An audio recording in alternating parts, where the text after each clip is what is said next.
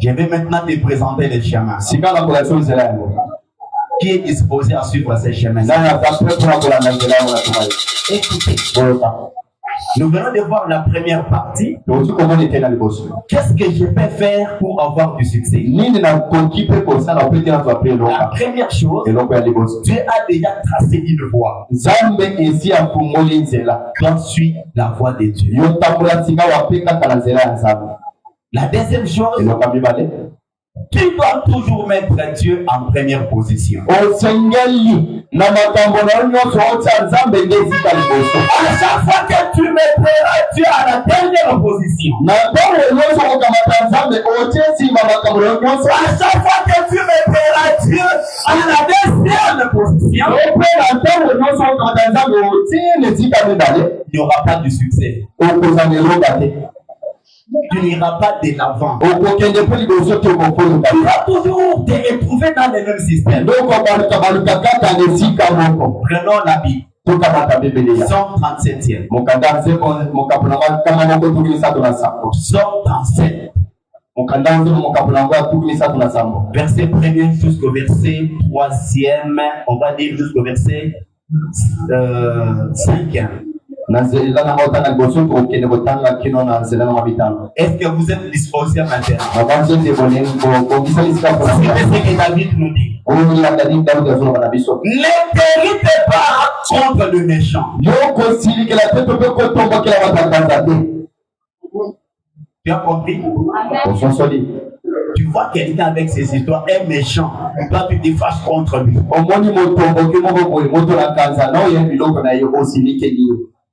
N'envie pas ceux qui font du mal.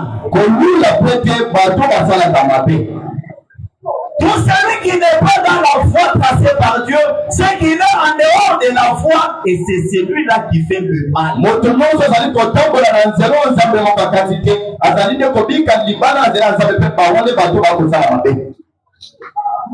Est-ce que tu comprends très bien? Car ils sont fauchés aussi vite que l'herbe. Les méchants. Pas que les méchants. Ils sont fauchés aussi vite que l'herbe. Est-ce que tu comprends? Et ils se fleurissent comme les gazons. Non, non. Gazon comme le galoki. Gazon, c'est un herbe, un petit herbe comme ça.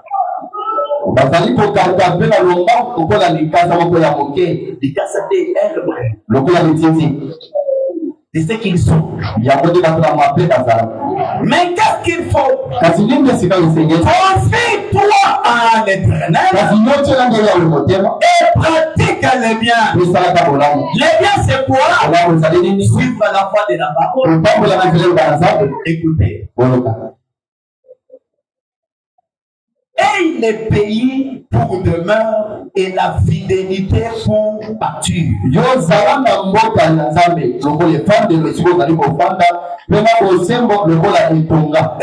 ce qu'il dit. Fais de l'Éternel tes délices. Et il te donnera ce que ton cœur désire. Ton cœur désire quoi? La promotion. Fais de l'Éternel tes délices. Est-ce que c'est ça?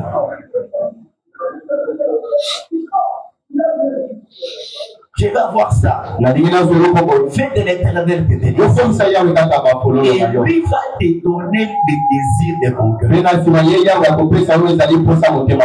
5e. Recommande ton sort à l'Éternel.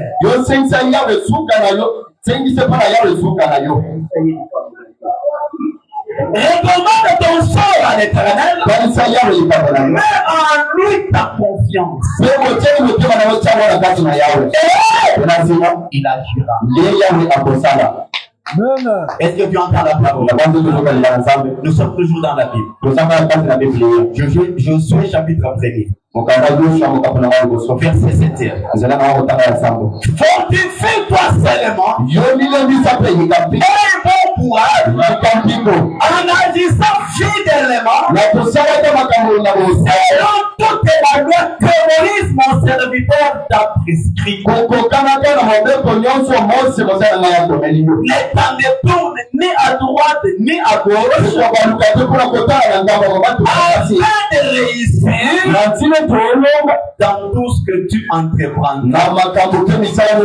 C'est que si tu vends le vrai, si tu vends du sable, c'est pas pour nous c'est parce que tu n'as pas voulu suivre la voie de Dieu. Tu fais t'aider toi-même. Et en voulant s'aider, tu vas mettre du temps à tournoyer toujours. Sans succès, tu vas commencer maintenant à dire que c'est ma femme, c'est elle, c'est mon oncle, c'est X. Le pays ne marche pas. Regardez-moi un peu dans mes yeux. Vous dites que le pays ne marche pas. Vous dites qu'il n'a pas d'argent dans le pays. Et tout cela qui construisent comment? Pour avoir un bon emploi, il faut être recommandé par la présidence. C'est que tu réduis la présence d'abord de Dieu. Mes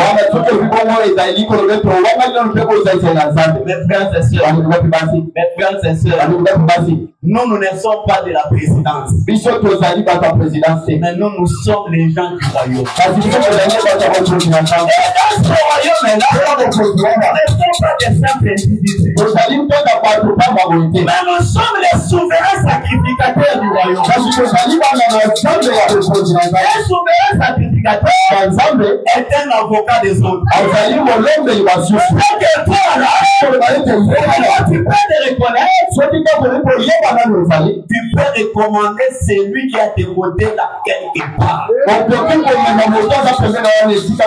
y recommander par quelle voie? Par la voie de la prière. Non, ça va. Ce qui va te dire, c'est que tu mets Dieu en doute. Dans une personne qui se fait une sont malade. Osa, mon bébé, suivant. Chacun veut être béni. Les frères Branham nous a dit ici que nous prions soit dit beaucoup de Olobi amen. Branham a levé que nous prions soit dit Olia Kamalam. Olobi amen. Mais Olanda Kassi, là on ceux qui ont banda Olia Malam, ceux qui ont banda Olata Malamu, ceux qui ont banda Botonga.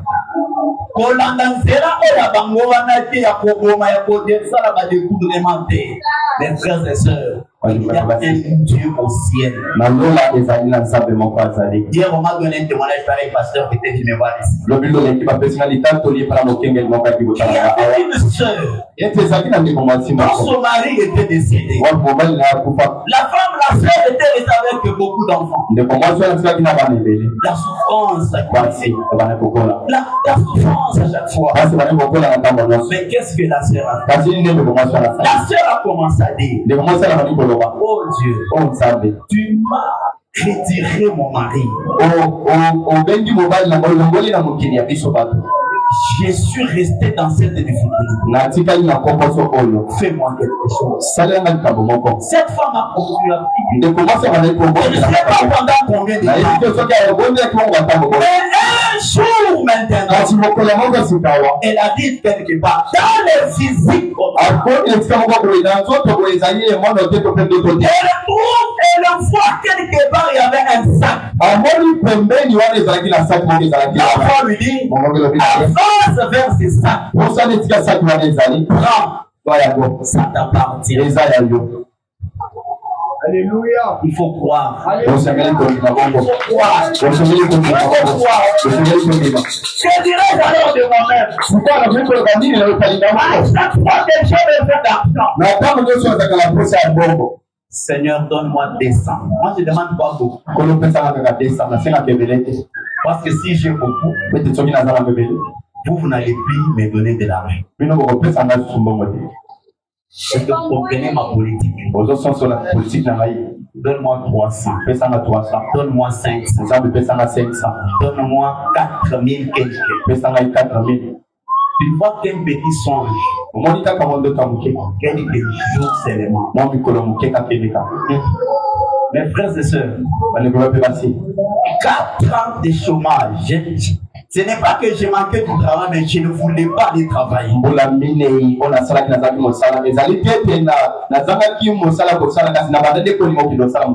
Mais j'étais comme quelqu'un qui travaillait.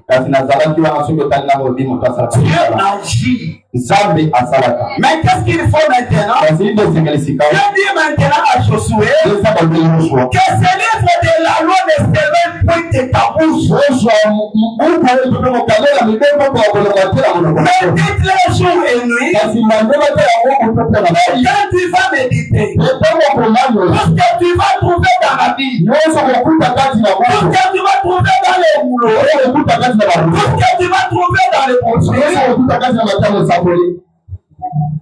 agis fidèlement selon tout ce qui est écrit. Dans sa notion, beaucoup de commandes pour la carte. Agis fidèlement. Tu trouves quelque chose, toi tu fais le contraire. Tu t'en sors seul.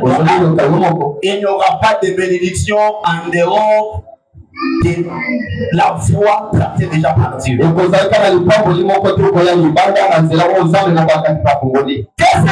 de la loi ne serait pas de ta bouche. Mais toutes les jours et nuits, agir fidèlement selon tout ce qui est écrit. Car c'est alors que tu auras du succès dans tes entreprises. L'entreprise, ce n'est pas seulement avoir des boutiques d'habillement, des histoires, non. Même ton seul sac de ciment là, ton seul sac de braise là, c'est déjà toute une entreprise. Commence avec ça, parce qu'on a dit à Gédéon, avec la force que tu as. Commence avec ce que toi tu as. Commence avec ce que tu as. Dans ce moment-là, tu verras aussi Dieu. Tu réussiras. Tu auras du succès.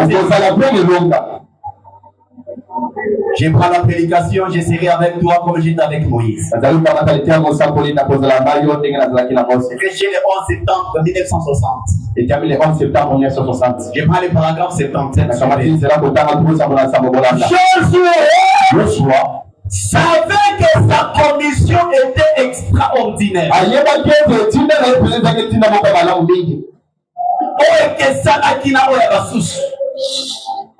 Kaka ye moko ne mutu azalaki nango batebele pe kaka ye moko.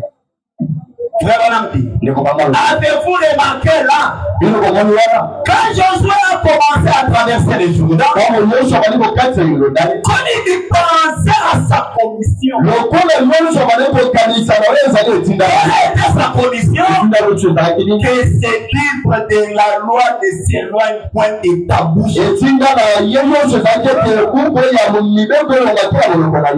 la parole de Dieu ne s'éloigne pas de ta bouche. Quelqu'un a la parole de Dieu dans sa bouche. Il ne vivra pas dans la négativité. Un chrétien vit par la foi. Un chrétien vit dans la possibilité des choses. Même si une fois que ça ne va pas, la foi n'a pas peur. La foi affronte tout.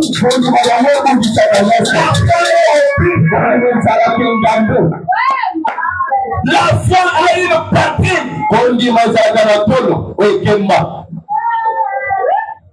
La foi, C'est ce qui amène un chrétien à vivre. Si la mer est rouge devant toi, et quand tu touches ça, c'est la mer rouge. J'ai appris de la mer rouge à l'école. Je suis devant la mer rouge.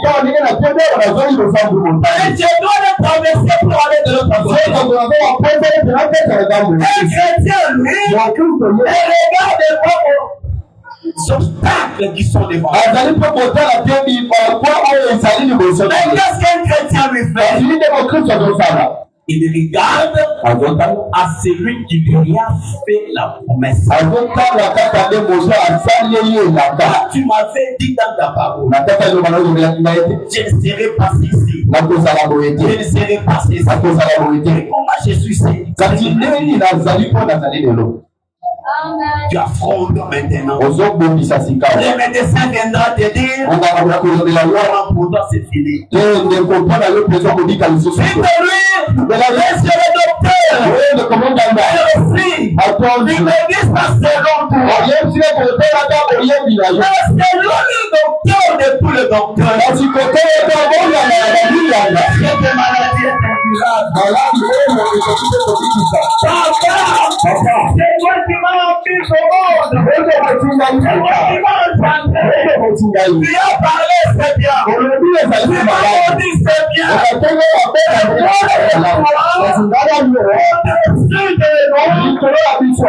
Quelqu'un qu'on appelle le père de toutes les nations. Il ne m'a jamais monté. Il m'a jamais maudit. Alors papa, je dois dépendre de toi ou bien de lui. N'apprends ne parle pas de cette manière-là si tu n'as pas de dévier.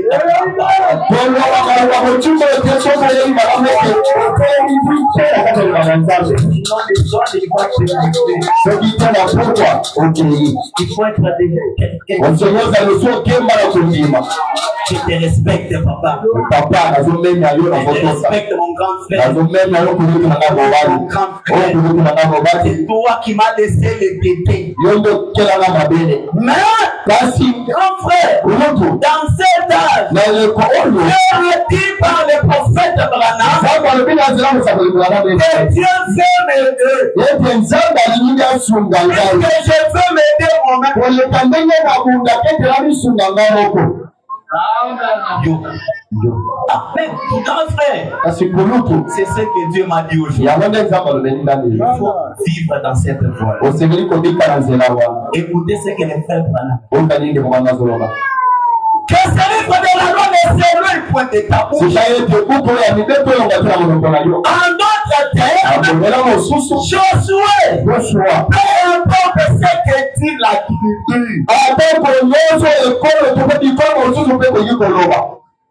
peu importe ce que les membres de votre église disent,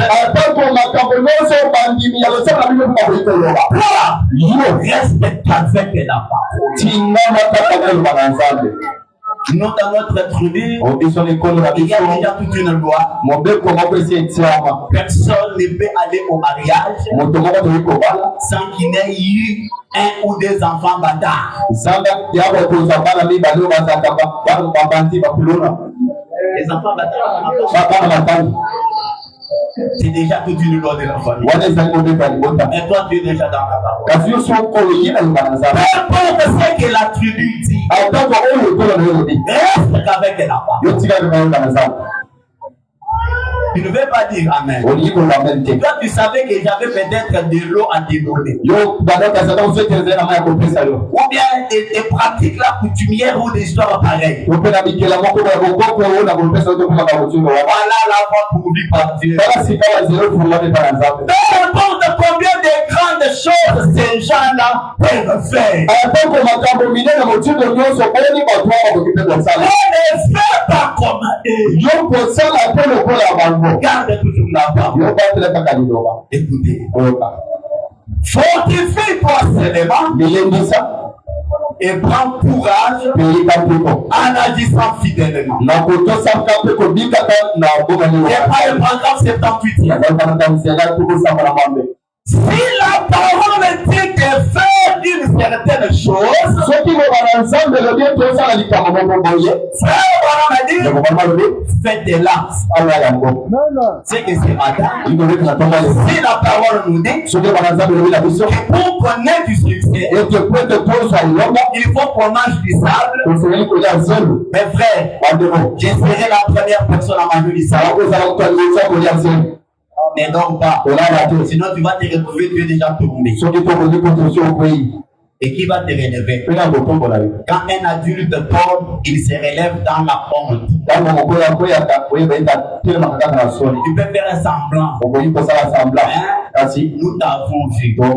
Et tu viens de tomber. Quand tu somnoles là, c'est lui qui a décoté là. Je lui ai déjà dit que frère Branham a dit, quand on prêche la parole, il est loin de la grâce. Amen. Amen. Qu'est-ce que je peux faire pour que j'ai du succès alors que moi je ne vends que des tunda?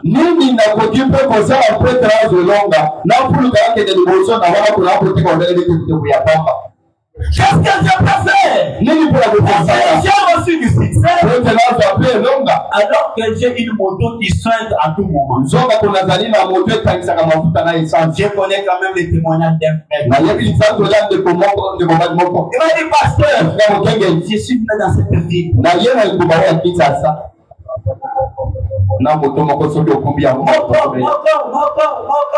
aujourd'hui, je ne fais plus les morts que je suis calme.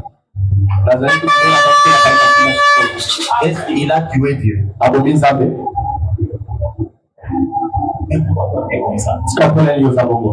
Suivez. Si la parole dit de faire une certaine chose, faites-la.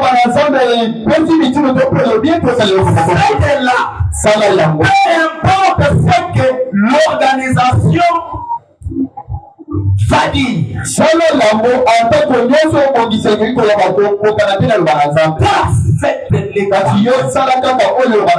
Voilà les Josué que Dieu attend. Amen. Tu es un Josué. Sœur Marthe, Sœur Naomi, la parole de Dieu t'appelle que tu es Josué. Tu es un Josué. Tu vas avoir du succès, mais tu dors. Tu vas avoir du succès, on te présente un petit travail. Tu ne fais pas. Toi, tu veux travailler à la présidence. Toi, tu veux travailler à la banque. Commence par ça. Avec Dieu. Suivant la voie de Dieu. Ne combatte pas le méchant. Voilà les choses que Dieu attend. Ne t'en détourne pas d'un centimètre. Ne va pas loin. Ne va pas d'une distance d'un centimètre.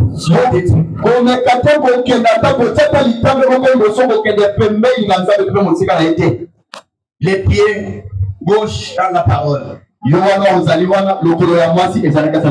droit dans la mondanité. Ton père t'a donné un cordon rouge et tu y as là. On t'a donné de l'eau. La tête d'un coq.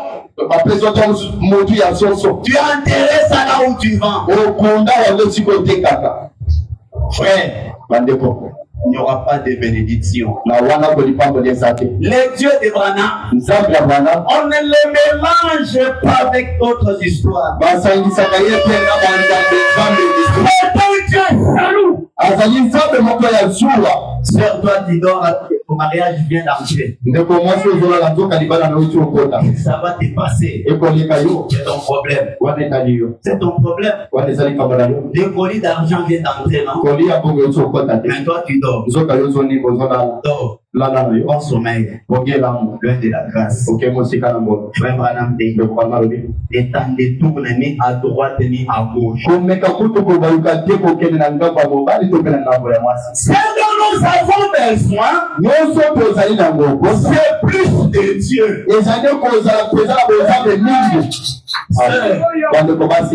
Sœur, frère, ce qui était faux, c'est beaucoup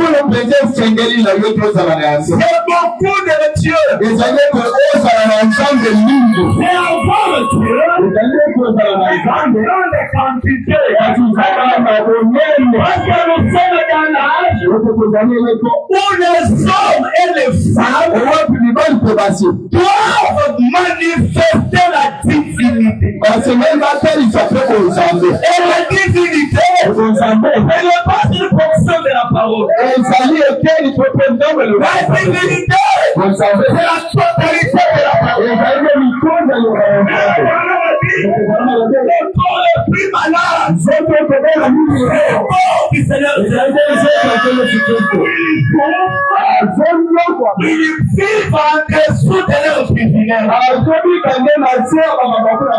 Quelqu'un qui pense qu'elle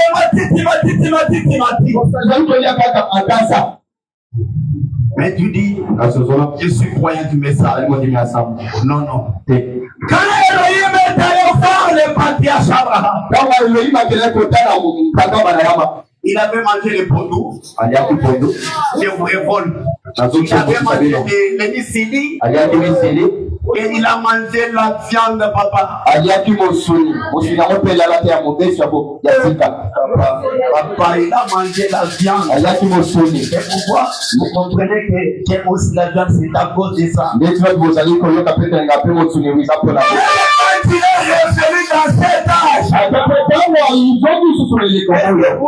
déjà entendu qu'il était allé circuler les champs? Il était allé à la chasse.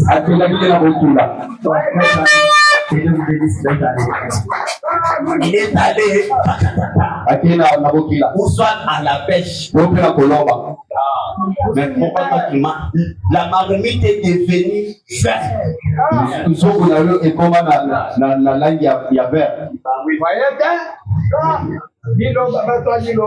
Frères et sœurs, Dieu aime la viande. Et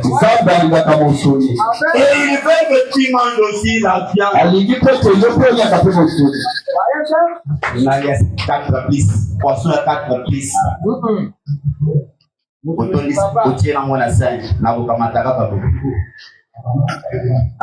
Pasteur Meyo, Otundi Bambisi, et Nabtundi Tumbisi. Dieu veut que tu manges bien, tu insistes à ce Dieu veut que tu t'habilles bien.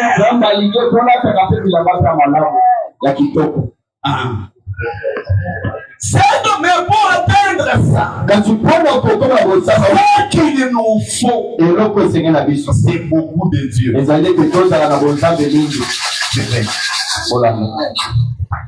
Ce dont nous avons besoin, c'est plus de Dieu, plus du Saint-Esprit, afin de réussir dans tout ce que tu vas entreprendre.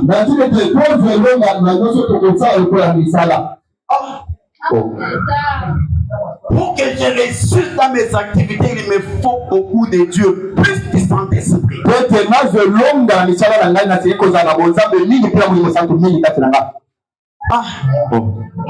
Ce n'est pas compliqué. Ce n'est pas compliqué. C'est simple. Et c'est seulement beaucoup de Dieu. Tu réussiras. Mes frères et sœurs, avec ma main sur cette Bible, Genèse n'ai jamais vu quelqu'un, moi, qui est venu dans ces messages. Il a reçu ces messages dans son cœur. Cette personne a souffert. Il ne souffre pas. Au lieu de dire Amen, toi tu me regardes. C'est mon anniversaire. Hein? Tu es en train de me regarder comment Dieu m'a donné ta force physique. Sans argent, sans rien payer. Et il m'a donné aussi cette capacité de te dire que si tu veux réussir dans ta vie, et beaucoup de Dieu en toi.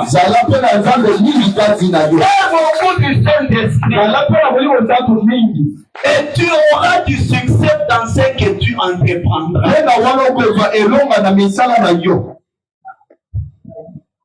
Et pas les paragraphes 80 de la même prédication. Frère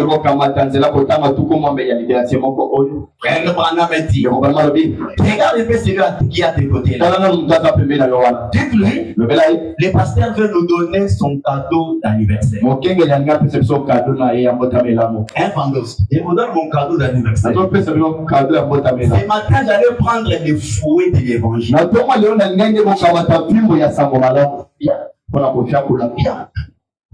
Jusqu'à ce que je voie du sang sortir de tes yeux.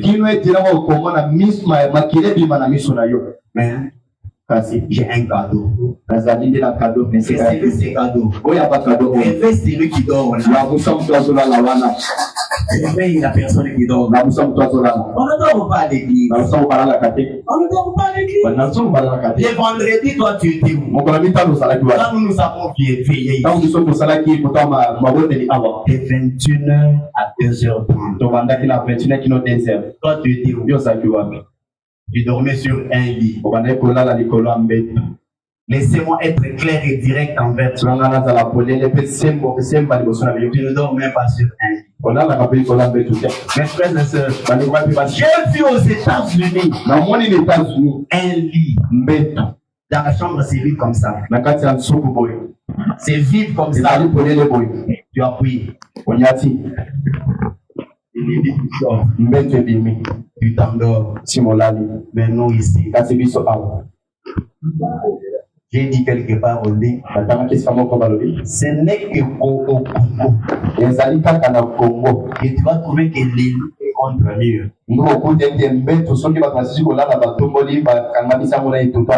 Ou bien,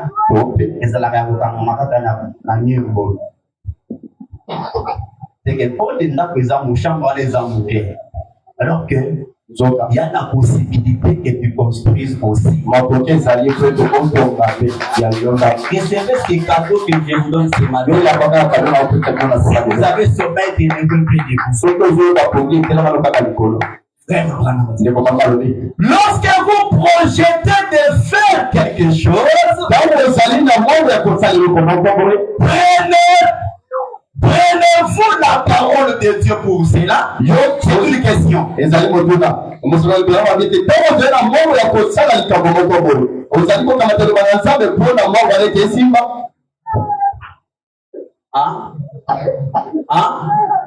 Est-ce que tu m'entends bien?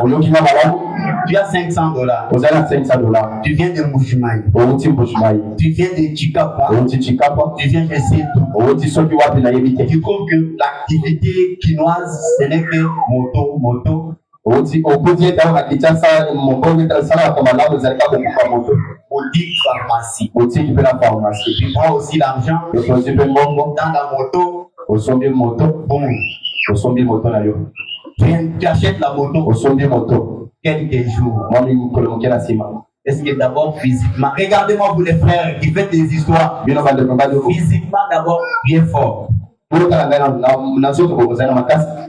Pour conduire de 6h à 22h. Tu vas te fatiguer. 2 jours tu ne travailles plus. Qui est la fièvre? On a ravi la moto. On a fait ceci, on a fait ça. Est-ce qu'avant d'aller faire ça, tu avais consulté la parole sans trop bien sa bouche. Sœur, ne dors pas.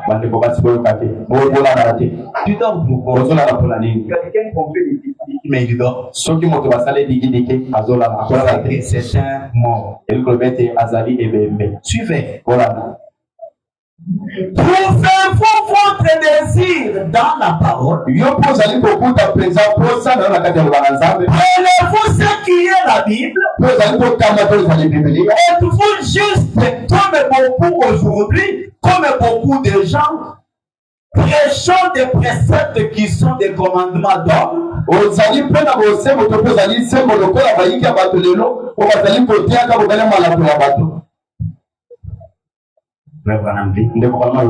Ta bouche, ce que vous dites, pas seulement lire cela et s'en aller. Tu as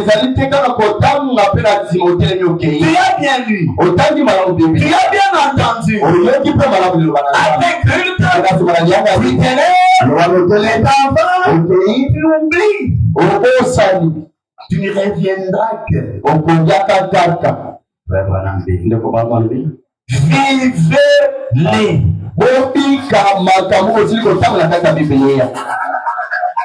Vivez. Voyez-vous.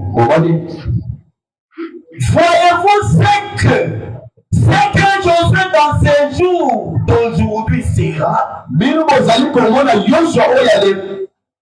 Vous voyez ce que les Josué d'aujourd'hui sera. Josué n'a jamais perdu aucune guerre. Il y a les jours où Achan avait volé des lingots d'or.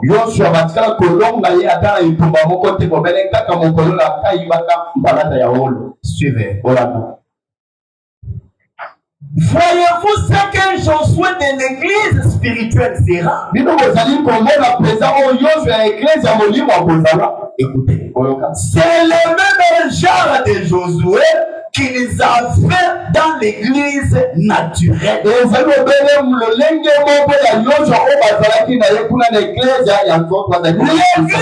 spirituelle doit être la même chose. Josué n'avait jamais pris fuite devant les armées étrangères.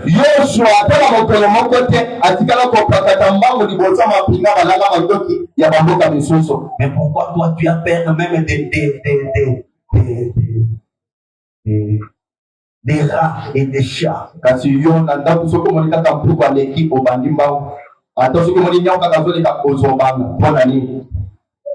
Les Josué de l'Ancien Testament n'étaient pas comme tu travailles quelque part. On a jeté de l'eau avec lesquelles on avait nettoyé ces histoires-là même de...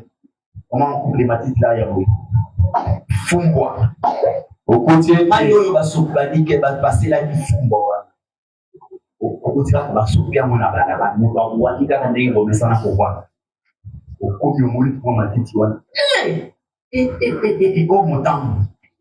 Comment on a dit frère, il est dit parlera la plante il est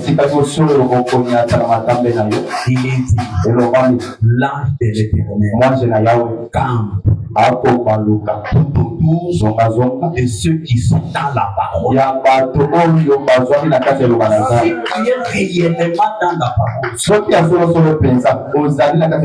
beaucoup de gens ont poigné à bureau bakakoli mafuta mbila mutu aliaki de mikate na ye apangwisika kana poigné yo aussi oyoki mafuta bakina motango allo pasteur na koya kusala ni place na koya kolembola mafuta wana Josué a kusala bongo. Toi-même, tu es un croyant responsable. Yo moko ozali modile pour les téléphones un temps. Obenga moke ne prend pas. Azo ya mane potoke. C'est que à côté à monter mama bé. C'est que pasteur repose à rien n'était ou doit salir et donc le terre. Et quoi ça va y être? Va calculer bandi. Ah, et quoi ça là? Mon frère, là-bas, on a des pour jouer de son équipe, et quoi ça va y être? Y était. Ils ont encore ma fouta. Ils ont encore ma fouta femme. Est-ce que vous avez encore pesé madame? Au bout de la tombe, mikuwa, makila, na porte, nia ou ne moutoye, koye la moine ya soso wana. Nia ou ne moutoye la qui pour place wana, mais il est dicali. Soit torchon, ça les gars. Baliko baluka. On sali le koyo, nani mtu asali le koyo. On dit bien au bangi. Même le Félix, le président Étienne a dit quoi? Il a venu des brochures. Mais pourquoi toi tu n'as pas, tu ne piétines pas la pierre, mais tu perces la pierre, la pierre comme ça. Quand tu ne dis que tu as ta boba, tu peux sommer aux alliés de colère par yango.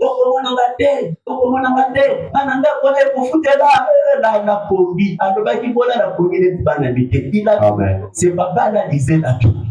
Papa la Bible t'a appelé. Dieu, lui, il est notre sentinelle. Mais pourquoi toi tu as peur pendant la vie? Josué de l'Ancien Testament n'était pas comme nous. Prenez un roi chapitre 17.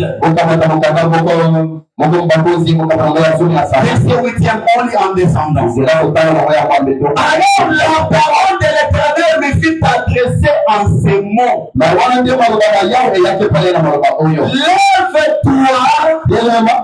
va à Sérépar, il appartient à Sidon, et tes mères là, voici.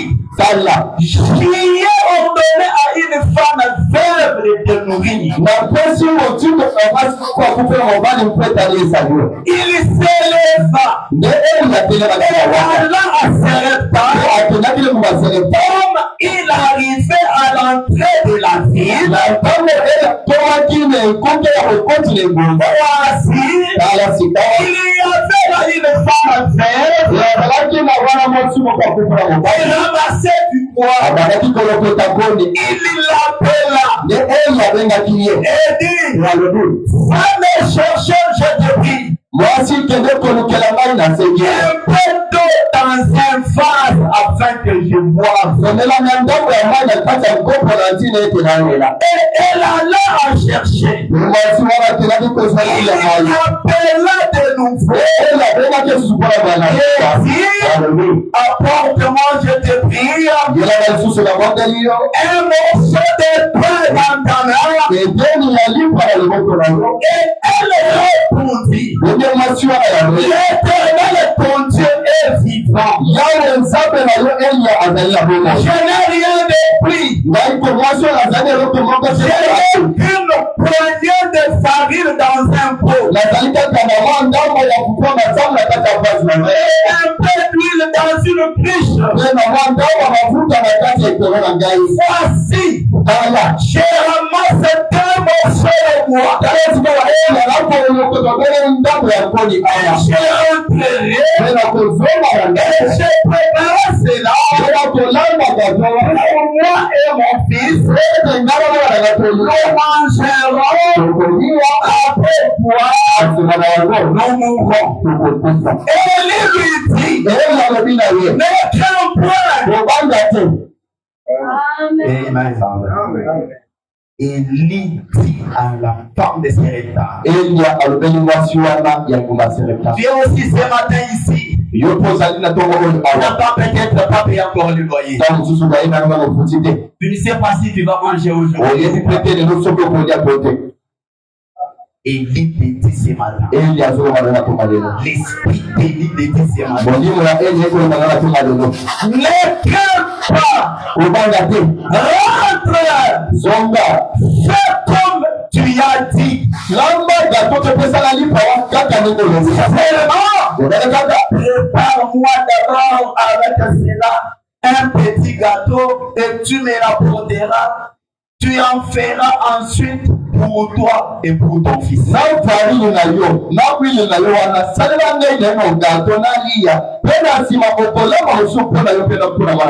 papa, dit que je n'ai qu'une quantité quantité d'huile. Même chose est très bien comme un d'ambre.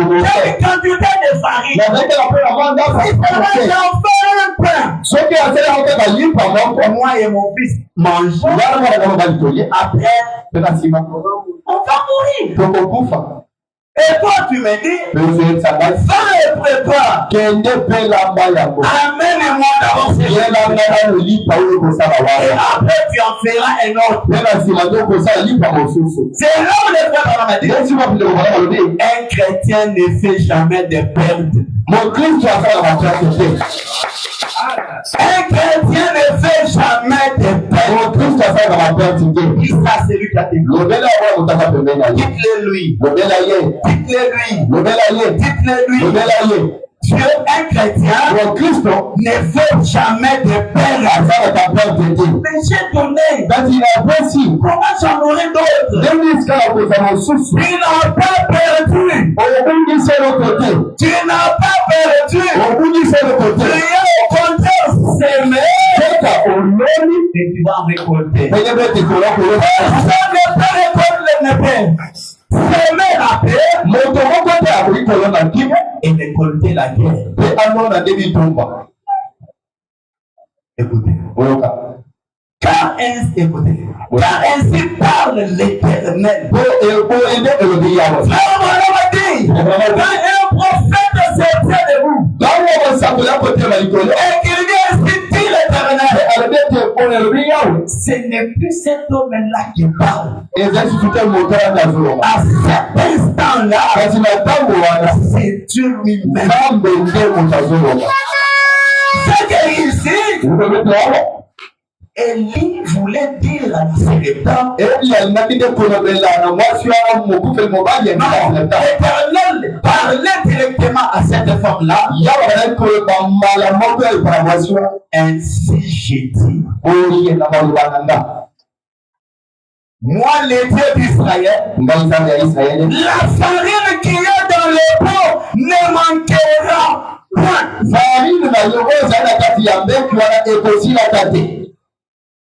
Et l'huile qui est dans la cruche ne diminuera pas. Jusqu'au jour où l'Éternel fera tomber de la pluie sur la face. Elle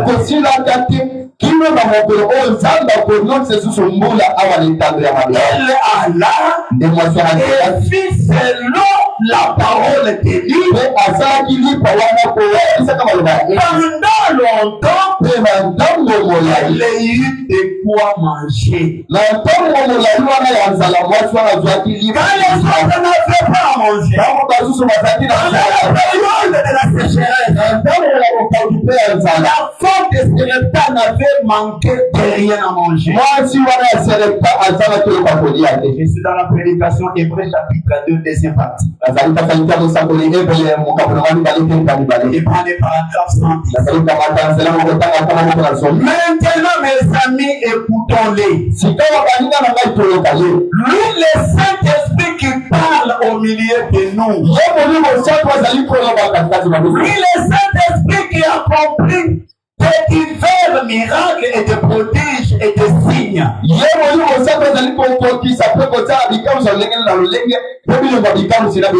Écoutons-les. Qu'est-ce qu'il dit? Ne passons pas simplement outre comme c'était des événements ordinaires.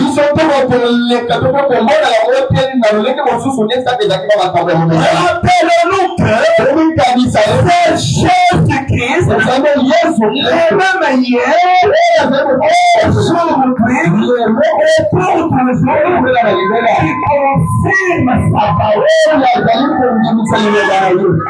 Nous devons faire cela.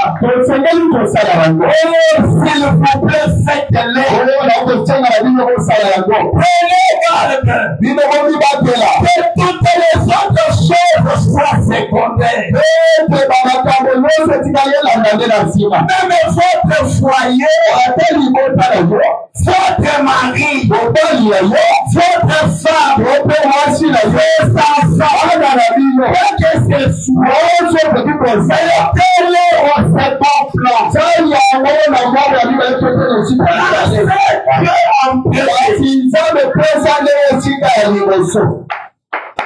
Dieu d'abord. Dieu d'abord. Mettez Dieu en première position. Parce que en mettant Dieu en première position, c'est une façon de l'honorer. Dieu n'honore que ceux qui l'honorent. Mettez Dieu en première position. Après Dieu, c'est ta famille. Après Dieu, c'est ta famille. Mais Dieu d'abord. Parce que d'abord, qui est Dieu? Il est le capitaine. Dans l'armée, c'est le dirigeant qui est devant le propos. C'est lui qui est devant. C'est lui. On l'appelle le capitaine du vieux bateau de Sion. Il est le capitaine de la vie de chacun. Il est le conducteur. Il est la boussole de la vie de chacun. On a pu prendre la boussole et la mettre dans ma poche.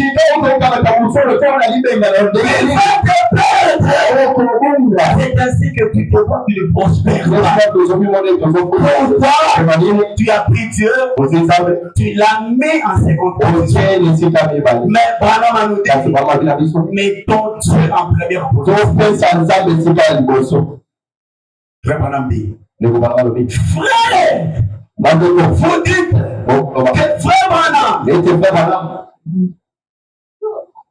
que je mette Dieu devant mes enfants. Que je mette mes enfants. Que je mette Dieu devant mes enfants. Frère Branham dit, avant n'importe quoi, placez Dieu en première position. Placez-les en premier lieu. Mais tu vas me dire, mais frère, moi je ne vois pas Dieu. Fais-nous voir seulement Dieu. Mais je vais le mettre devant. Tu veux que je te montre Dieu? Tu veux que je te montre Dieu? Frère, ne dormez pas. C'est pas ce que vous faites. Écoutez maintenant. Tu veux que je te montre Dieu? Un homme nous dit que Jean a dit au commencement.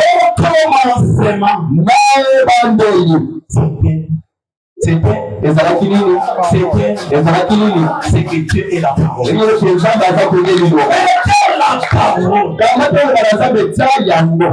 réveille. Que dit la parole? Un chrétien doit prier. Je me réveille. Que dit la parole? Que dit Dieu? Qu'est-ce que Dieu veut que je fasse? Que je lui recommande mon sort. Seigneur, bénis mon travail. Frère Branham, un chrétien doit lire sa Bible les matins, à midi et le soir avant de dormir.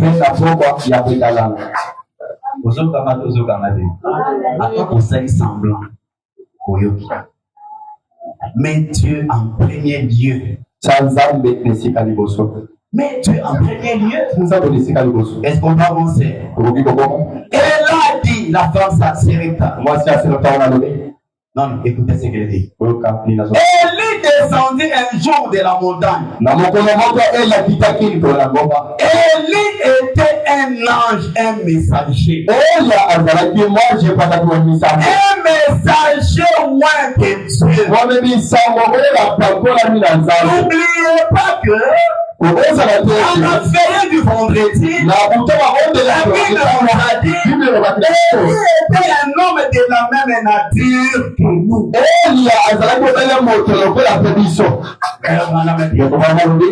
Vous, l'église du Dieu vivant, vous êtes les messagers que c'est même un message.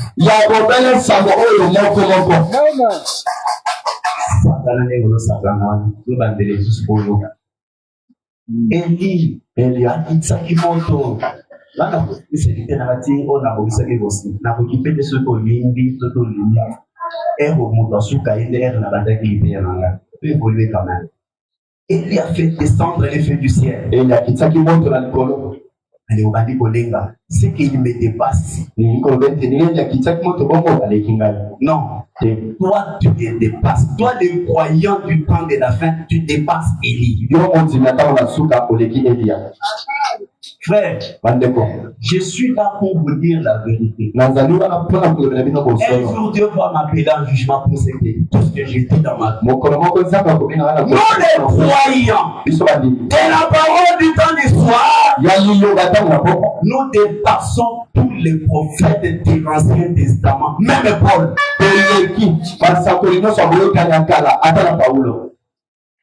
Frère, réveillez-vous, tel que tu es là, tu dépasses Moïse. Tel que tu es là, je te dis que tu dépasses même notre père, le patriarche Abraham.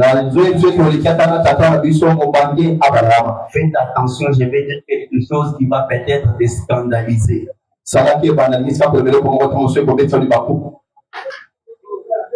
Nous dépassons même Jésus dans son corps physique quand il était sur la terre. Et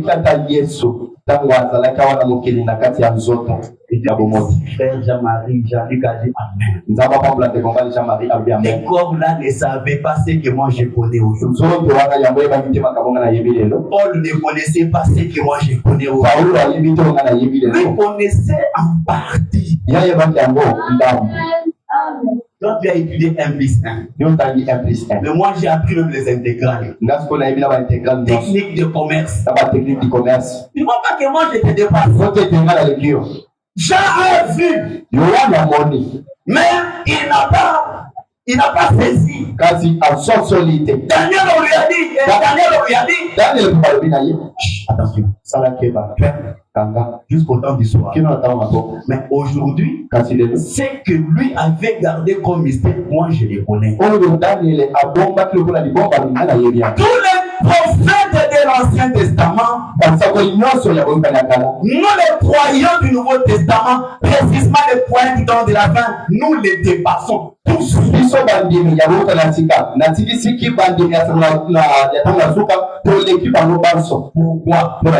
d'abord, ils ont vécu sous le sang de boucs et de taureaux. Mais moi, j'ai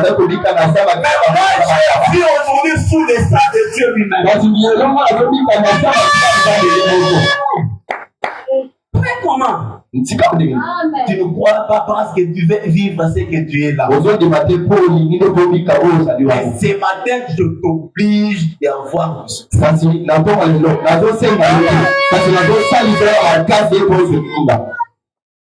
Il était le messager. Il trouvait une veuve qui ramassait 2 morceaux de bois. C'est parce que vous connaissez cette histoire. La femme a dit.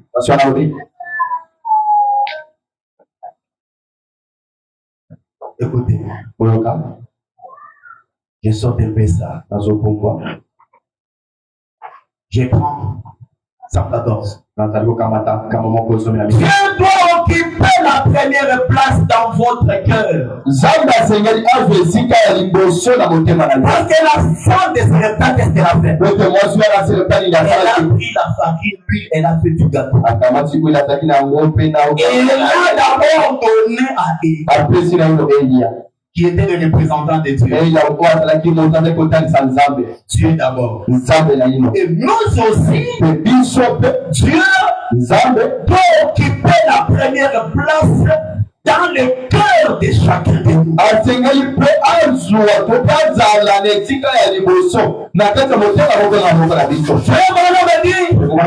doit occuper la première place dans la vie des gens. Dieu doit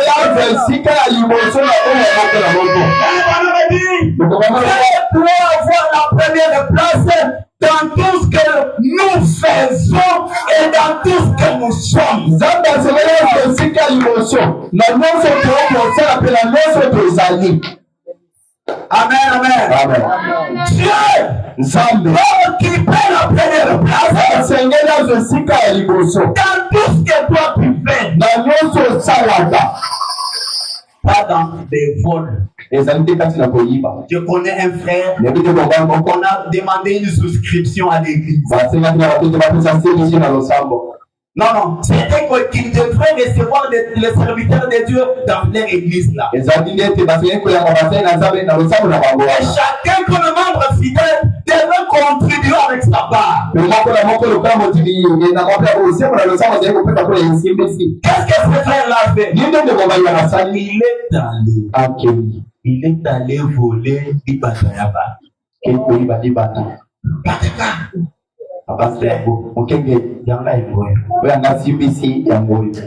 Frère alobi usiye diatre bokanisa libata. Ndeko mokenge la pesi me alobeli basongete bosa libata na bokanga epembe. Frère, on a gardé des libata là-bas. Babatela ki libata pembeni kono. Kolo libata bandi kobeli. Oyazu. Mitoko iko. Oyazu ye alega na kaka boy. Ya ngoni kaka place pasteur avant là. Papa, ozer là. Frère, quitte les moutons, ou tu côté kango kaka. Frère, il y a Kali. Au pasteur, là, on pouvait côté comme ça pour la volonté. Dit que là, on nous fait ça. On va dire que pas dire que ça va dans l'ensemble. Dieu, Nzambe doit être dans notre travail. asengeli azala na kati ya misala na biso. Même si tu vois des vrais. Ata soki otekaka makala. Si Dieu n'y est pas, Soki Nzambe aza na kati na yango te. écoutez, Oyoka. même si tu as les millions de ces mondes, Ata soki ozali na bamisolo ebele ya mokili oyo. comme fond, Lokola kapitale na lo. si Dieu n'est pas là, Soki Nzambe aza na kati te. ekopimwa. Okotika na maboko. Ololo. Pourquoi? Mpona nini? Il n'y avait pas de protection là-bas. Bobatela ezalaki te na kati na yango. Dieu souffle, Nzambe apulaka mopepe. Afoni tout s'envole. nyonso epumbwe. Ne pense pas que tu vas voir l'argent s'envoler. Okanisa te ete okomona mbongo ezopumbwa na mopepe boye. Qu'est-ce que Dieu a toujours fait? Nini nde Nzambe asalaka? Il convoque une réunion. Vous les sœurs, vous les frères, suivez ce matin. Akosala libanga bandeko mibali bandeko basi bolanda. Gabriel, Michael, Absel, venez. Oya, J'ai un problème. natali tombo. Dans le travail des frères John, je ne me retrouve pas. Na mosala ndeko mobali John nazomona pa momate. Regardez bien. Botala na. Sondez bien. Botala lo malamu pesa. Gabriel dit, Gabriel alobi, à vos ordres, mon général. na bebe kono yo konsi. Je descends pour voir. Nazokita sika mpona kotala. Il vient à l'église. Aye na losambo. John, il arrive à l'église à quelle heure? John yango akomaka losambo na ngonga nini. Dans les corbeilles, il met quoi? Na kitunga pe ya makabu na Sur la liste des gens qui paient des dîmes, il n'y est pas. na liste pe ya bato oyo bafutaka moko na zone aza Il te. ne voit rien. Apesaka simbisi eloko te. Asalaka eloko te. Mon général, Mokonzi, je viens de la terre. nakuti kuna na mokili. J'ai trouvé que Nakuti ete lui, son argent, John mbongo na ce ye n'est que les vêtements, sa famille. eza kaka bilamba mokosombela mwasi na ye bilamba bana na ye ekotani mpe bongo na bongo. Qu'est-ce qu'on peut faire? Sika bakapriere tokoki kosala nini? Absent dit mon général, Absent abi mokonzi na ngai. permettez à cet ange qu'il aille les visiter la nuit. Pesa mpe nzela ete mwa jour yakende kotala ye tomona na butu. Ou bien To mpe donne l'inspiration à leur berger là, pesa mpe mela na mokenge na bango kuna. qu'il parle sur ces choses Alobela likolo makambo oyo comme avertissement. lokola likebisi. Parce que selon ta constitution, Po ete kotelaka mibeko na yo il a dit que olobi tu ete ne peux jamais condamner quelqu'un si tu ne l'as pas averti premièrement. okoki kokwesa mokuteli etombo soki nano okebisaki ye te. Absent, tu as raison. Oh, absent yo mpenza olongi. Ça va, organisez-vous, allez un son. Bomibongisa bokende bopesa ndeko mbala na Et ndoto. là, il n'a pas entendu. Ayoki te ayoki te. Bon, tu peux lui parler par info. Sika walobela ye na nzela Il est la forme d'info à lui parler. oke tozwa lolenge ya bokali bonga mpe tende kolobela John. Bon, on peut lui parler même par la prédication. tokoki kolobela mpe ata na nzela liteya Qu'est-ce qu'on peut faire maintenant? nini tokoki kosala sika. Qui avait soufflé devant la mer rouge? nani asilaka kovula mopepe liboso ya mpu motani ezali yo yaka. Allez, souffle richesse. Moi, j'appelle au peuple. La maladie. Maladie. Escroquerie. Koyiba. Toto. Nyonso. Papa, tu sais pas tout fini. C'est la fin.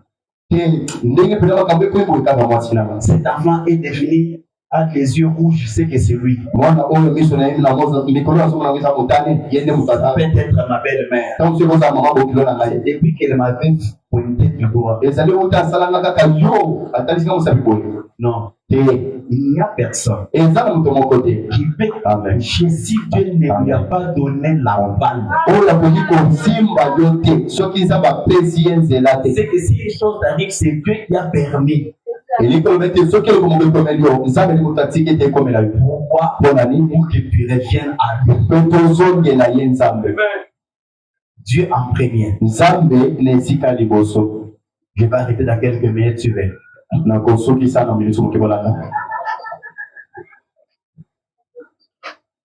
Je vais m'arrêter même ici, je vais continuer quand il y aura encore la force. Tu dois mettre Dieu en première position. Tu dois mettre Dieu en première position. Accordez-moi quelques minutes. Écoutez. Nous devons chercher la volonté de Dieu par la faveur de notre voisin.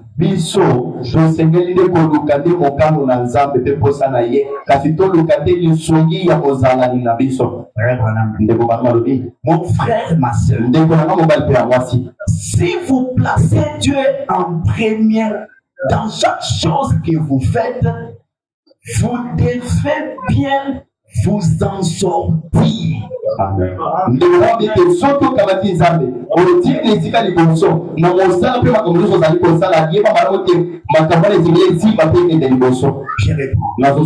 Mon frère, ma soeur, si vous placez Dieu en premier dans chaque chose que vous faites,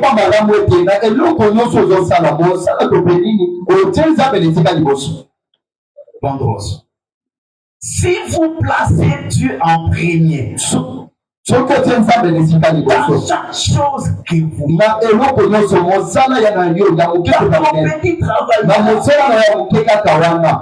devez bien vous en sortir.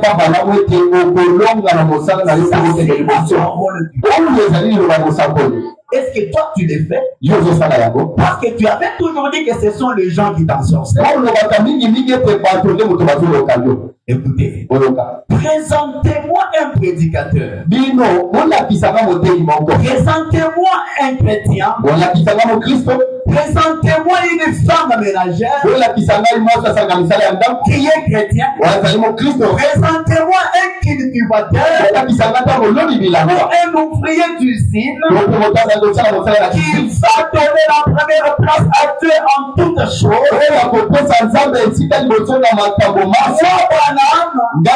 Je vous montrerai là un homme qui sera.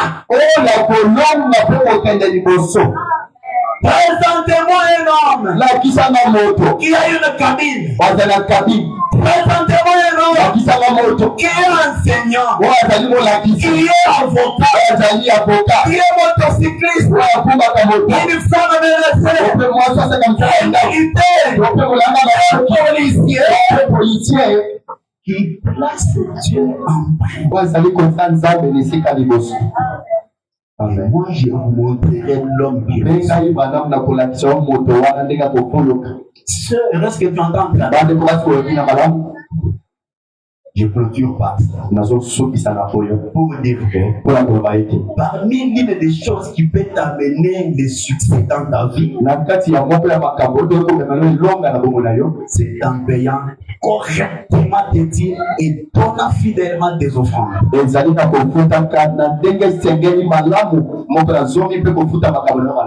que tu entends ou tu n'entends pas? J'ai lu la Bible. Malachie 3 chapitre verset 10. Jusqu'au verset 11. Apportez à la maison du trésor toute toutes les dîmes.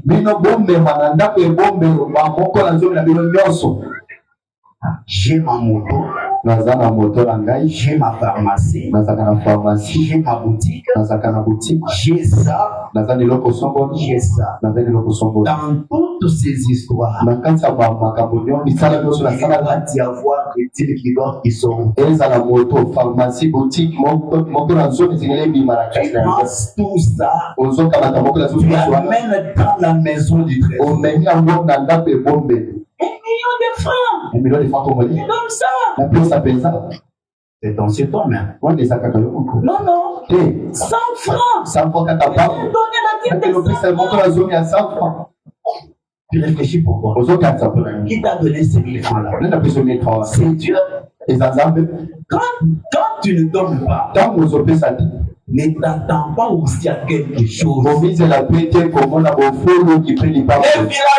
ont toujours dit Kandejuka Jibuba Kadikasas. Bilanga oyo babuka ya monde kutaka. Attention que vous n'avez amen. Vous déjà qui a tué yo place on esa yo passe. Ne lo botoye na lusambo, botoye ba epai wapi to tambola kamabe ndenge ba lobi na biso na ebandeli. Wete à partir ya place on to banda ko tambola malamu. Suivez. On apporte les dîmes et les offrandes dans la maison du trésor. Pourquoi?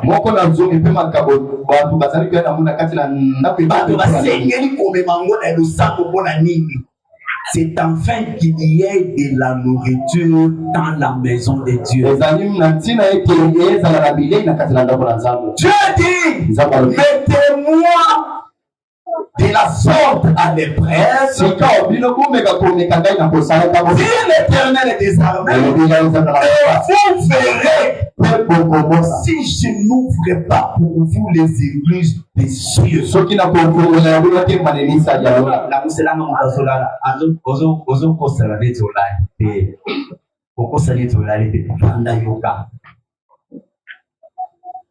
Maman nanga, papa nanga, Ibota na abangone bakanga bozinanga. Okuta. Bako bakukanga mo bazali. Yo mo kolezolika ngena kimoyibi na yo. Yo loba kami mata amen bona banga yo kusu. Yo mo kolezoli boma na kimoyibi na yo. Oke madugu Zambe pesa wa musala Zambe yo na pesio Zamba sanyani Atanguba yo dini malin Zamba dini zoba yo no komi na baposa alors que Zamba zana baposa belé Zamba zana posa synthétiseur Zamba zana posa putain Zamba zana posa ba pia ba micro Zamba zana posa ayuka kape moi malé Zamba zana ngate bandiko babali aba Asana kusaba yo kakamani mais yeo le mozalaka na bongo ndi wanozoki malusambo bandiko lala libanda bandiko sala disarasa la nyonso aujourd'hui où est la place de Dieu en ça na bongo la wana exika na tsabi sikawisa wapi quand tu tombes il va d'abord te bénir abondamment il fera encore quoi pour vous. Je vais menacer tous ceux qui dévorent. Nako bengana, nako bundisa, nako tungisa. Oyo nyonso ya mabe eyaka pona kodebisa. Amen. Weno baba, amen. Amen. Pona yo mutoto sala bongo. Nako zangisa. Nakopekisa nakobundisa bao nyonso bayaka mpona kobebisi ya kozala neti garde fou. Pourquoi? Aza na intérêt na ye. Amen. Mais soki aza na intérêt des sœurs okoteka oso balukaka ijo mosu bakoyi bona parasoleil jo mosu okoti ke bapikoli na digablo okoti ke mesa wana basailaka mipaka kwa matanga parce que c'est Dieu qui garde. Voilà la thé quand même. Comme na comme déjà la souka, na zotanga la Bible. J'avance. Na zozo Exode chapitre 25. L'Éternel parla à Moïse et dit, parle aux enfants d'Israël, parle aux gens d'Élohim qu'il m'apporte une offrande. Vous la recevrez pour moi de tout homme qui la fera des bons cœurs.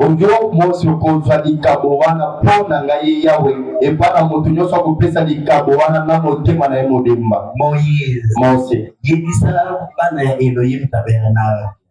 Moko na moko akomemela ngai likabo na ye. Pe yo Moïse okozwela ngai yango. Na mutu oyo apesi yango sange te ba force ye. Mutu anipese ya na motema na bonsomi na ye moko. Utazo ya église na 1000 francs ya offrande. Mutazo église maboko bamba.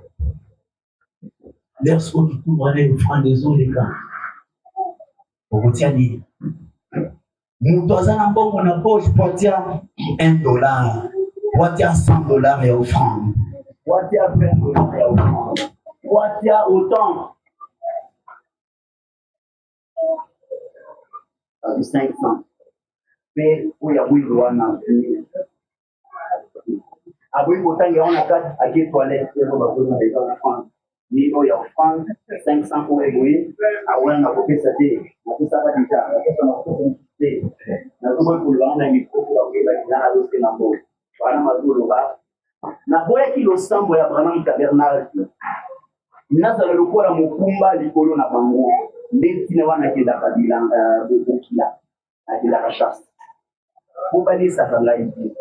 Mais esengeli natalisaka bango makambo oyo po bayi baboli kopambwama. Amen. Voilà mugako. Esengeli natalisa bino pe makambo oyo po kopambwama. Osoki na bombi na kokobatiwa. So na bombi na sele bino nde mabe. Amen. Et na zotanga bite mo pako. To bakana biko. Toloba. Eza makambo na ngai eza Bible. Totanga Bible. Écoutez,